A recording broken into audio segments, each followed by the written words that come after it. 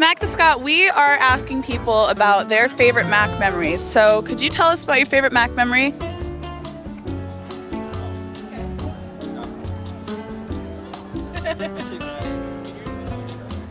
That sounds great. Thank you so much for sharing with us, and we're wishing you the happiest retirement. So what's your name? Pete Dillon, Nice to meet you, Pete. When did you graduate? 2004. And what is your favorite Mac memory? So one of my favorite Mac memories, there are so many to choose from, was the annual cross-country conference meet in Como Park. You run a couple laps around Como Park and then oftentimes celebrate sort of Halloween at the end of the day. Hi, I'm Peace, Madimutsa class of 17. One of my most memorable memories was playing rugby. It was the day of that Mac concert, what's it called? Springfest. It was the day of Springfest, and we had a rugby match. About half of our team got injured. The game had to be called off. I hurt my ankle. I couldn't walk.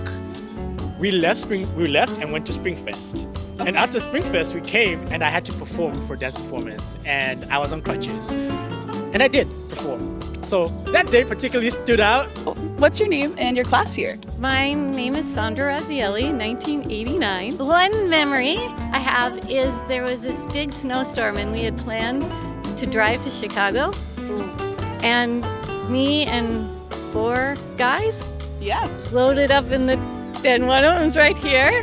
And we made it all the way to Chicago. And I had never been to Chicago, even though I grew up in Minneapolis. And that was really fun, and it was quite an adventure. So my wife and I met at Macalester. We were both in Doty our first year. We started dating, and fast forward to 2020, we got married right in front of Old Main. My advisor was our officiant. We love to be involved, volunteer. I just was appointed to the Alumni board as of Saturday, so I'm very excited to stay connected in that way. My name's Josh Collins. I'm the class of 1999.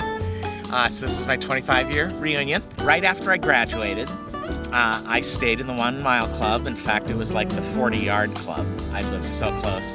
But I got on a bus here to take it to work in downtown Minneapolis. They had just torn down the old student center and had not built this building yet.